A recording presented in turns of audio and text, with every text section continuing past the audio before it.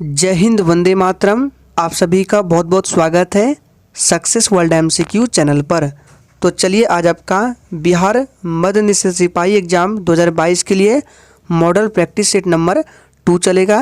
तो जल्दी जल्दी से सभी लोग लाइव में जुड़ जाइए। सभी को गुड इवनिंग, गुड इवनिंग। तो चलिए आज के सेशन को स्टार्ट करते हैं। तो सेशन स्टार्ट करने से पहले आप लोगों के लिए एक सूचना है। बिहार पुलिस कांस्टेबल और बिहार मध्य निश्चित सिपाही परीक्षा के लिए ज्योग्राफी का प्रैक्टिस सेट स्टार्ट किया गया है, जो कि इस क्लास के ख़त्म होने के बाद ठीक 8:30 बजे वो क्लास आपको देखने को मिल जाएगा। और ये भी क्लास आपको लाइव चैट के साथ मिलेगा। अगर आप करना चाहते हैं तो उस क्लास में जुड़ सकते हैं। तो चलिए आज के सेशन को देखते हैं। निम्नलिखित में से कौन आज़ाद हिंद फौज का संस्थापक है? चलिए आंसर करते जाएंगे। आपको लाइव चैट का ऑप्शन दिया जाता है। प्रत्येक स्टूडेंट को लाइव चैट में अपना अपना आंसर देते जाना है। तो देखिए, आज़ाद हिंद फौज के संस्थापक जो है, तो ऑप्शन के हिसाब से आपका ऑप्शन बी हो जाएगा, सुभाष चंद्र बोस। ऑप्शन में सुभाष चंद्र बोस है, इसलिए इस प्रश्न का राइट आंसर बी हो जाएगा। नेक्स्ट क्वेश्चन को देखते हैं। भारतीय अशांति का जनक किसे समझा जाता है? चलिए आंसर करते जाएंगे। भारतीय अशांति का जनक किसे समझा जाता है? तो देखिए, भारतीय अशांति का जनक बाल गंगाधर तिलक को माना जाता है। तो ए ऑप्शन हमारा बिल्कुल सही जवाब हो जाएगा। नेक्स्ट क्वेश्चन को देखते हैं। ऑब्सिडियन, एंडेसाइट, गैब्रो और पैरोडाइट क्या है? चलिए आंसर करेंगे। तो देखिए, ऑब्सिडियन, एंडोसाइट, गैब्रो और पैरोडाइट ये एक प्रकार का चट्टान है। कौन सी चट्टान है? तो आग्नेय चट्टान है। बी ऑप्शन हमारा बिल्कुल सही जवाब हो जाएगा। नेक्स्ट क्वेश्चन को देखते हैं। जहाँ कानून नहीं वहाँ स्वतंत्रता नहीं, यह किसने कहा है? बिल्कुल इसी तरह के प्रश्न आपसे एग्जाम में भी पूछे जाएंगे। चलिए आंसर करेंगे। जहाँ कानून नहीं वहाँ स्वतंत्रता नहीं, यह वाक्य किसका है? तो ये जो स्टेटमेंट है जॉन लॉक का है। डी ऑप्शन जो भी बच्चे दे रहे थे बिल्कुल सही जवाब था। नेक्स्ट क्वेश्चन है। भारतीय दंड संहिता IPC की कौन सी धारा समलैंगिक, लंपट गे, उभय लैंगिक और परालैंगिक समुदाय से संबंधित है? चलिए आंसर करते जाएंगे। तो देखिए, पांचवे का राइट आंसर ऑप्शन ए हो जाएगा, धारा 377। ऑप्शन ए बिल्कुल सही जवाब है। नेक्स्ट क्वेश्चन है। निम्नलिखित में से क्या हम भारत के लोग इस वाक्य से शुरू होता है? यानी कि आपको बताना है कि निम्नलिखित में से जो है हम भारत के लोग, ये वाक्य कहाँ शुरू होता है? तो भारत के संविधान में। सी ऑप्शन हमारा बिल्कुल सही जवाब हो जाएगा। भारत के संविधान के प्रस्तावना में हम भारत के लोग ये वाक्य शुरू होता है। नेक्स्ट क्वेश्चन को देखते हैं। सरकारिया आयोग किससे संबंधित है? ये प्रश्न आपके एग्जाम के लिए इम्पोर्टेंट है। चलिए आंसर बताएंगे। तो देखिए, सरकारिया आयोग जो है ये केंद्र राज्य से संबंधित है। ए ऑप्शन बिल्कुल सही जवाब हो जाएगा। और सरकारिया आयोग का गठन कब हुआ था? तो 1983 ईस्वी में सरकारिया आयोग का गठन किया गया था। नेक्स्ट क्वेश्चन को देखते हैं। चिटगांव षड्यंत्र का नेतृत्व किसने किया था?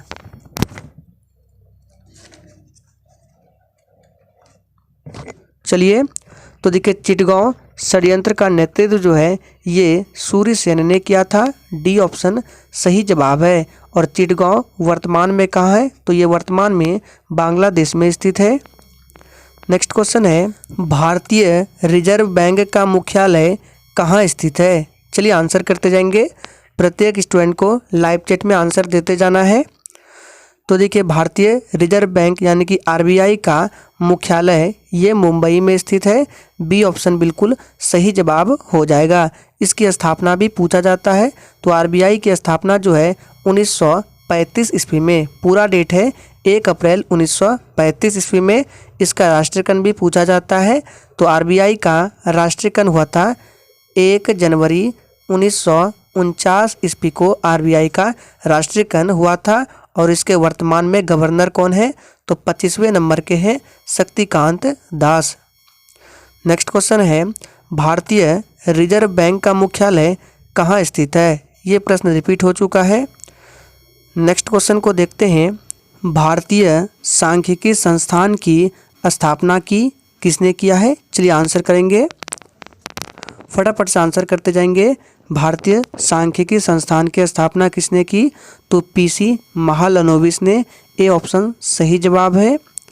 नेक्स्ट क्वेश्चन है, राष्ट्रपति द्वारा संसद के दोनों सदनों के लिए कुल कितने सदस्यों को नामित किया जा सकता है? सोच समझ कर आंसर करना है। चलिए तो देखिए, पहले जो है राष्ट्रपति द्वारा संसद के दोनों सदनों के लिए कुल 14 सदस्यों को नामित किया जाता था, लेकिन अब जो है लोकसभा में जो 2 सदस्यों को नामित करता था वो प्रावधान अब हटा दिया गया है। तो इसका जो राइट आंसर होगा ऑप्शन सी हो जाएगा, 12 सदस्यों को, तो याद रखना है। नेक्स्ट क्वेश्चन देखते हैं, निम्नलिखित में से कौन सी स्थिति में भारत में आपातकाल नहीं लगाया जा सकता है? चलिए आंसर बताएंगे, टाइम्स अप। तो देखिए कौन सी स्थिति है, तो वो है राष्ट्रपति द्वारा सरकार भंग किए जाने पर भारत में आपातकाल नहीं लगाया जा सकता है। ऑप्शन ए में आपको दिख रहा है वित्तीय संकट, तो इसके बारे में संविधान के आर्टिकल 360 में बताया गया है। आपको 3 आर्टिकल को याद रखना है, 352, 356 और 360 को। तो 352 में राष्ट्रीय आपात के बारे में बताया गया है, 356 में राष्ट्रपति शासन के बारे में बताया गया है और 360 में वित्तीय आपात के बारे में बताया गया है। नेक्स्ट है, संविधान का आधारभूत ढांचा परिभाषित है किसके द्वारा? Times up. तो देखिए, संविधान का आधारभूत ढांचा जो है ये संसद द्वारा परिभाषित है। तो बी ऑप्शन हमारा बिल्कुल सही जवाब हो जाएगा। भारत के संविधान में संसद के बारे में आर्टिकल 79 में बताया गया है, 80 में राज्यसभा के बारे में और 81 में लोकसभा के बारे में बताया गया है। नेक्स्ट है, मौलिक अधिकारों के उल्लंघन के किसी मामले की सुनवाई की जा सकती है किसके द्वारा? सीधे। चलिए, और फ्रेंड्स अगर आप लोगों को सेशन अच्छा लग रहा है तो सभी लोग सेशन को लाइक करें। तो देखिए, मौलिक अधिकारों के उल्लंघन के किसी मामले की सुनवाई की जा सकती है, याद रखना है उच्चतम न्यायालय द्वारा। सीधे सी ऑप्शन बिल्कुल सही जवाब हो जाएगा। और देखिए, उच्चतम न्यायालय को मौलिक अधिकारों का रक्षक भी कहा जाता है। नेक्स्ट क्वेश्चन है, भारत के संविधान में संशोधन किए जा सकते हैं किसके द्वारा? अब देखिए, यहाँ से आपके 3 प्रश्न बनते हैं कि भारत के संविधान में जो संशोधन होता है उसके बारे में संविधान के किस भाग में बताया गया है? तो याद रखना है 20 भाग में बताया गया है। अगर पूछे कि किस अनुच्छेद में बताया गया है तो 368 में। और संविधान संशोधन की जो प्रक्रिया है उसे किस देश से लिया गया है? तो दक्षिण अफ्रीका से लिया गया है। तीनों प्रश्नों को याद रखना है। तो यहाँ पे पूछा जा रहा है कि भारत के संविधान में संशोधन किए जा सकते हैं, तो संसद द्वारा। सी ऑप्शन बिल्कुल सही जवाब है। नेक्स्ट क्वेश्चन है, विश्व का सबसे ऊंचा जलप्रपात कौन सा है? चलिए आंसर करेंगे, विश्व का सबसे ऊंचा जलप्रपात कौन सा है? तो साल्टो एंजल जलप्रपात जो है ये विश्व का सबसे ऊंचा जलप्रपात है। ये कहाँ पर है? तो वेनेजुएला में स्थित है, याद रखना है ये जलप्रपात जो है वेनेजुएला में है। अगर आपसे पूछे कि भारत में सबसे ऊंचा जलप्रपात कौन सा है तो यहाँ पे लिखते हैं जोग जलप्रपात। कौन सा? जोग जलप्रपात। इसी का दूसरा नाम है गरसोप्पा जलप्रपात, इसी का दूसरा नाम है महात्मा गांधी जलप्रपात। और ये कहाँ पर है? तो कर्नाटक राज्य में है, शरावती नदी पर। नेक्स्ट क्वेश्चन को देखते हैं, राज्य नीति के निर्देशक सिद्धांत है। चलिए आंसर करेंगे, राज्य नीति के निर्देशक सिद्धांत है। Times up. तो इस प्रश्न का सही जवाब क्या हो जाएगा? तो इसका राइट आंसर है ऑप्शन ए, कानून द्वारा लागू किए जाने योग्य। तो ऑप्शन ए बिल्कुल सही जवाब है। नेक्स्ट क्वेश्चन है, उच्चतम घनत्व वाला राष्ट्र कौन सा है? चलिए आंसर करेंगे, चीन, बांग्लादेश, भारत या फिर डी सिंगापुर। तो देखिए उच्चतम घनत्व वाला राष्ट्र है बांग्लादेश। बी ऑप्शन सही जवाब हो जाएगा। बांग्लादेश की राजधानी ढाका है। मुद्रा क्या है? टका है। नेक्स्ट क्वेश्चन है, बिहार राज्य में फिल्म की दुनिया की शुरुआत करने का श्रेय किसे दिया जाता है? चलिए आंसर करेंगे। बिहार राज्य में फिल्म की दुनिया की शुरुआत करने का श्रेय किसे दिया जाता है? तो ये दिया जाता है किसे? याद रखना है महाराजा भूपेंद्र नारायण सिंह को। सी ऑप्शन सही जवाब है। नेक्स्ट क्वेश्चन है, बिहार के पटना से संबंधित कौन सी कथन है? चलिए तो देखिए अगर आप सभी कथन को सही से पढ़ेंगे तो इसका राइट आंसर डी हो जाएगा। सभी कथन सत्य है। यहाँ 1580 में अकबर ने टकसाल या मुद्रालय का गठन किया, बिल्कुल सही है। यहाँ स्थित माल सलामी मोहल्ला मुगल काल में व्यापारिक सामान माल पर चुंगी की वसूली का केंद्र था। और यहाँ धवलपुरा में शेर शाह की बनाई मस्जिद तथा सादत खान के पिता का मकबरा है। तो डी ऑप्शन हमारा बिल्कुल सही जवाब है। नेक्स्ट क्वेश्चन देखते हैं, बिहार के वह मुख्यमंत्री जो सबसे अधिक अवधि तक मुख्यमंत्री पद पर रहे, नाम क्या है? फटाफट से आंसर करते जाएंगे। और जिसने अभी तक सेशन को लाइक नहीं किया है सभी लोग सेशन को लाइक करें। तो देखिए उस मुख्यमंत्री का नाम है श्री कृष्ण सिंह। बी ऑप्शन बिल्कुल सही जवाब है। ये 1946 से 1961 तक इस पद पर रहे थे। नेक्स्ट क्वेश्चन को देखते हैं, राष्ट्रीय पशु स्वास्थ्य संस्थान कहाँ स्थित है? फटाफट से आंसर करते जाएंगे। राष्ट्रीय पशु स्वास्थ्य संस्थान कहाँ स्थित है? तो देखिए ये स्थित है बागपत में। बी ऑप्शन हमारा बिल्कुल सही जवाब है। करनाल को ध्यान रखना है, यहाँ पर राष्ट्रीय डेयरी अनुसंधान संस्थान है करनाल में। नेक्स्ट क्वेश्चन है, भारतीय राष्ट्रीय सेना के लिए सहायता एकत्र करने के लिए सुभाष चंद्र बोस निम्नलिखित में से किस देश में गए थे? चलिए तो देखिए भारतीय राष्ट्रीय सेना के लिए सहायता एकत्र करने के लिए सुभाष चंद्र बोस जो है ये जापान गए थे। डी ऑप्शन हमारा बिल्कुल सही जवाब हो जाएगा। नेक्स्ट क्वेश्चन है, काकरापार सिंचाई परियोजना किस नदी पर स्थित है? चलिए आंसर करते जाएंगे। बहुत ही शानदार प्रश्न है। काकरापार सिंचाई परियोजना किस नदी पर स्थित है? तो देखिए ये जो है गुजरात में ताप्ती नदी पर स्थित है। बी ऑप्शन हमारा बिल्कुल सही जवाब हो जाएगा। नेक्स्ट क्वेश्चन है, भारतीय संविधान में नागरिकता के प्रावधान कब लागू किए गए? चलिए आंसर करेंगे। इंपॉर्टेंट प्रश्न है। भारतीय संविधान में नागरिकता के प्रावधान कब लागू किए गए? तो ये किया गया था सन 1950 में। ए ऑप्शन हमारा बिल्कुल सही जवाब हो जाएगा। नेक्स्ट क्वेश्चन को देखते हैं, एल्यूमिनियम परमाणु में इलेक्ट्रॉन का विन्यास क्या है? यानी कि आपको एल्युमिनियम का इलेक्ट्रॉनिक विन्यास बताना है। एल्युमिनियम का संकेत क्या होता है? Al होता है। परमाणु क्रमांक की बात करें तो 13 होता है। तो इसका इलेक्ट्रॉनिक विन्यास हो जाएगा 2, 8, 3 हो जाएगा। सोडियम का पूछा जाता है, बता देते हैं। तो सोडियम का संकेत Na होता है। परमाणु क्रमांक 11 होता है। इलेक्ट्रॉनिक विन्यास 2, 8, 1 और एक क्लोरीन का पूछा जाता है जिसका परमाणु क्रमांक 17 होता है और इलेक्ट्रॉनिक विन्यास 2, 8, 7 होता है। तो इन तीनों को ध्यान रखना है। तो यहाँ पे एल्युमिनियम का क्या हो जाएगा? 13 हो जाएगा। 2, 8, 3 ऑप्शन ए बिल्कुल सही जवाब हो जाएगा।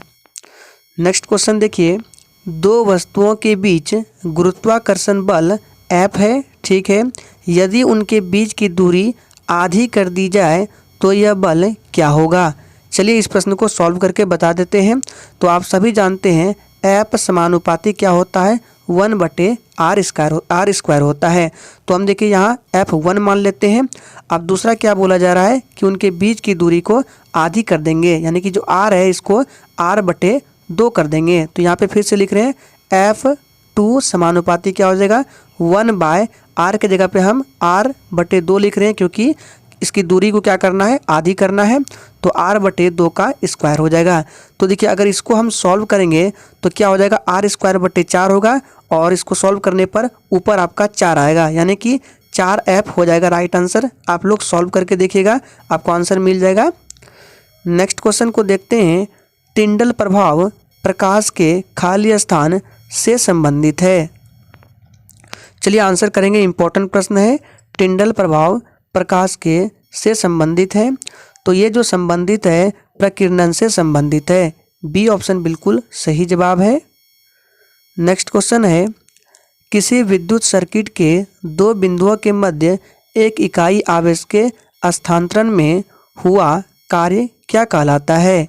बिल्कुल आपको इसी तरह के प्रश्न एग्जाम में भी मिलेंगे। चलिए आंसर करेंगे।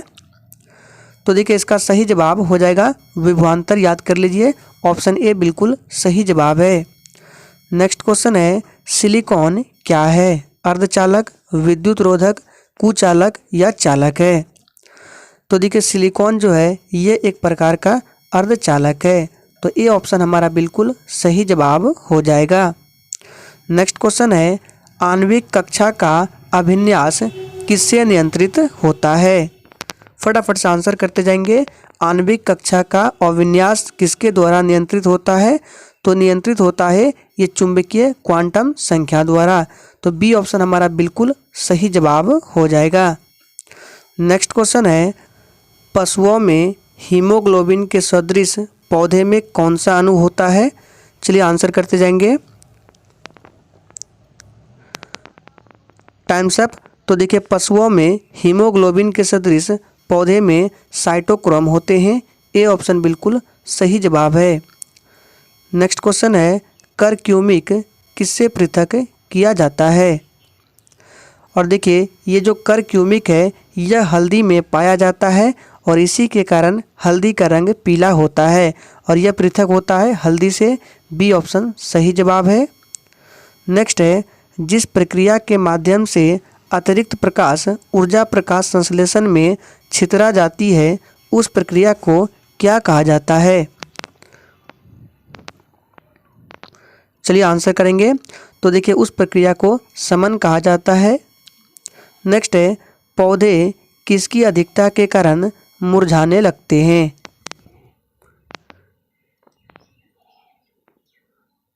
Times up. तो देखिए पौधे जो है ये अधिक वाष्पोत्सर्जन के कारण मुरझाने लगते हैं। डी ऑप्शन हमारा बिल्कुल सही जवाब है। नेक्स्ट क्वेश्चन है, नवजात बच्चों के लिए सबसे आदर्श भोजन निम्नलिखित में से क्या होता है? Times up. तो देखिए नवजात बच्चों के लिए सबसे आदर्श भोजन दूध होता है। नेक्स्ट है, रक्तचाप किसका अधिक स्राव होने से बढ़ सकता है? चलिए आंसर करते जाएंगे। Times up. तो इसका सही जवाब हो जाएगा थायरॉक्साइन। याद रखना है, ए ऑप्शन बिल्कुल सही जवाब है। नेक्स्ट है, पीलिया रोग किसे प्रभावित करता है? फटाफट से आंसर करेंगे और सेशन के एंड में अपना अपना स्कोर जरूर देंगे। तो देखिए पीलिया रोग किसे प्रभावित करता है? सही जवाब हो जाएगा यकृत यानी कि लीवर को, तो बी ऑप्शन सही जवाब है। नेक्स्ट है, कोलेस्ट्रॉल किसमें नहीं होता है?